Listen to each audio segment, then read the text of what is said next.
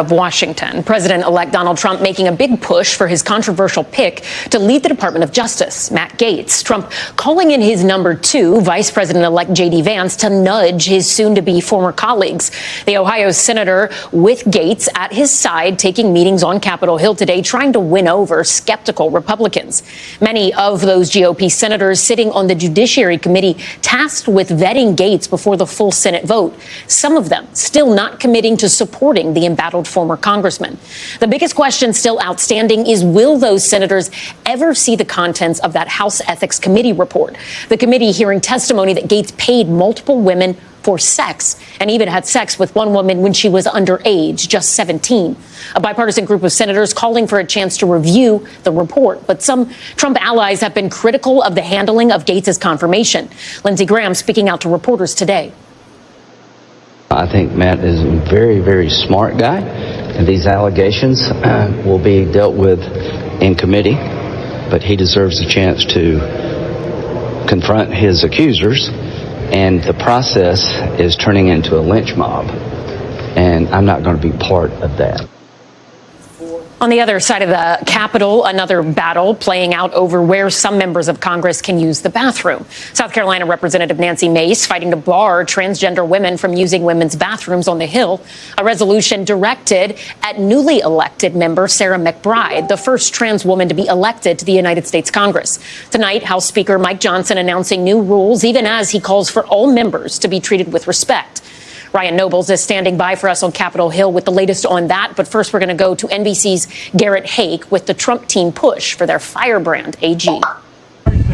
Tonight, 24 hours after President-elect Trump said he was having no second thoughts about his embattled pick for Attorney General, former Florida Congressman Matt Gaetz, Vice President-elect Vance was on Capitol Hill with Gaetz for closed-door meetings with the Republican senators who will decide if he gets the job. It's been going great. Senators have been giving me a lot of good advice. I'm looking forward to a hearing. Folks have been very supportive. They've been saying we're going to get a fair process. Gaetz meeting with undecided Judiciary Committee member Tom Tillis. My posture is that every nominee, whether they are Biden's in the last administration or whether they are President Trump, deserve a process. And Missouri's Josh Hawley, who told us he's planning to support all of Trump's picks. Are you confident Matt Gaetz has sufficient character to be the top law enforcement official of the United States? Yeah, and I would just say for those who are concerned about that, hear from him, I think Donald Trump said yesterday, give him a shot. North Dakota's Kevin Kramer telling us Trump has spoken to him personally about Gaetz. This is going to be a different administration with a different style, and, we want to dismantle this bureaucracy because the American people are demanding it. And Trump ally Lindsey Graham blasting what he calls a lynch mob against Gaetz. But critical to a growing number of Republican senators seeing that report on Gaetz from the House Ethics Committee, which met today to debate whether to release it. No decision was made. There has been no agreement to release the report. The committee has heard from women who say Gaetz paid them for sex, according to their attorneys, including a woman who says she was 17 years old at the time. Gaetz has repeatedly denied the accusations. The Justice Department also looked into the allegations, but ultimately closed its investigation and did not charge Gaetz. Tonight, Senate Democrats sending a letter to the FBI asking for the Bureau's complete evidentiary file on Gaetz, calling it crucial that the panel see all relevant information. As Gaetz remains the Trump pick with the steepest uphill climb to confirmation. Maine Republican Susan Collins among those appearing skeptical. I was shocked by the nomination, given the many allegations. And NBC's senior Capitol Hill correspondent Garrett Haake joins us now from the Hill. Garrett, this is not the end of the House Ethics Committee's meetings on the Gaetz investigation. Is that right? No, definitely not, Ellison. I think you're going to see another meeting in December, the first week of December. Several members of the committee said they have normal business to take care of. And they did vote today to continue working on this report so we could have a rehash of this conversation a few weeks from now. But we also saw some action on the floor tonight, a House Democrat introducing a privilege resolution. I won't get bogged down in the procedure, but it's kind of a backdoor way to force the committee to release the report to the entire House. This hasn't been tried in this manner in something like 30 years, and it failed then, but it's a sign of how critical Democrats in particular think it is that the allegations, the fact-finding, the research that's been done in compiling this report sees the light of day before Gaetz's confirmation hearings sometime in January. Ellison. Right. Garrett Haake, thank you. For For more on the confirmation controversies on the Hill, let's bring in Democratic strategist Amisha Cross and Carlos Curbelo, former Republican congressman and an NBC News political analyst. Carlos, let me start with you here. Are you surprised by how much political capital President-elect Trump is expending on trying to get Gaetz confirmed when he does have more than one pick that could be pretty difficult to get through the Senate? It is surprising, Ellison, not just because of all the other nominees that obviously the president, the incoming White House, wants to see confirmed, but also President Trump has described a very ambitious legislative agenda. And by putting all this pressure on senators, it really does spend a lot of political capital. Some of these senators are going to demand other items in exchange for their votes. So Donald Trump is out of the gate spending a lot of the capital that he's accumulated. And hey, let's be fair, he had a strong victory. He's got plenty of capital to spend, but eventually it does run out and he's spending a lot early. Amisha, what do you think Democrats should be doing here from a strategic standpoint now that we know a decision on this report is going to be delayed? They should be talking to Republicans across the aisle. They should be having those conversations.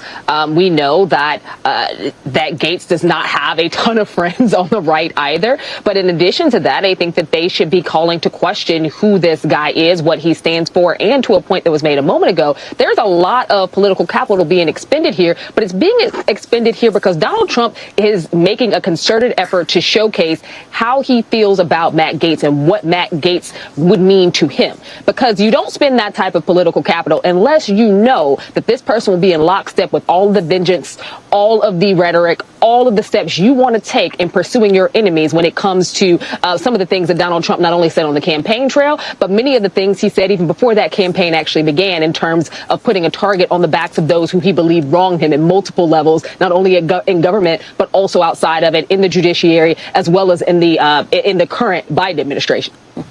I mean, Carlos, you of all people know how Congress works and also know a lot of key players involved in this from your time in Congress. How do you think this ends? Do you think the majority of the Senate Republicans will ultimately be influenced by that pressure from Trump and say, OK, fine, let's confirm Gaetz? Look, I think the way this plays out is that report is going to get out in some way, shape, or form. A strong bipartisan majority in the House want that report out. Matt Gaetz does not have very many friends in the House. If there were a vote, I think it would become public, and we'll see what the committee decides next time they meet. And I will tell you today, Ellison, there are not enough votes in the Senate to confirm Gaetz. So this is an uphill battle. I think it would be very difficult. I think the likeliest outcome is that at some point, more than 4 or more than 3 Republican senators come out and say, we're not going to be supporting Gaetz. And at that point, either Gaetz withdraws or the president decides to withdraw his name and nominate someone else. You know, Carlos, when you look at, well, actually, Amisha, let me go to you and ask first about Pete Hegseth really quickly. He is another controversial cabinet pick for Secretary of Defense, and some senior U.S. military sources have told NBC's Pentagon correspondent Courtney Kube that Pete Hegseth showed, quote, zero leadership during his National Guard deployment back in 2020, and that the Trump transition team is accelerating the search right now for a deputy Secretary of Defense to try and stabilize the Hegseth pick. What do you make of that, and do you think we will ultimately see Hegseth at a confirmation hearing? I think that Donald Trump has a lot of friends at Fox News, and this is somebody that he respects because this is somebody who carried the water for the culture wars every weekend for years at a time. This is somebody who has pursued anti-DEI, anti-blackness, and anti-womanhood at some of the highest levels. This is a guy who spoke the rhetoric that drove a lot of individuals to the polls to support Donald Trump because of seeing a changing America, one where competition existed that also included leveraging and seeing people in places that were traditionally held only by white males. And I think that for Hegseth, somebody who does not have the experience or the acumen to handle the role of SecDef or all the responsibilities that come with it, this is actually very sad because for the Republican Party and for Donald Trump, who went out of his way to say that he was anti-DEI, that, the current SecDef, Lloyd Austin, is just a DEI hire. This is a guy in Hegseth who has zero experience. This is a guy who does not deserve to be confirmed. This is a guy who wants to turn the military on its head. And as someone who comes from Illinois who has seen my Senator Tammy Duckworth, who lost her legs in combat. It is very frustrating that he is also pursuing this idea that women should not serve in combat roles. Carlos, both Hegseth and Gaetz have denied allegations against them as it relates to alleged sexual assault misconduct, right? But the allegations exist. There are undoubtedly other conservative options for both Attorney General and Defense Secretary, people who have never been accused of sexual misconduct at all. Why do you think the president-elect is leaning into these two so hard when he knows there are these serious allegations against him? Why go down a road that you know is going to be particularly rocky if you have other options?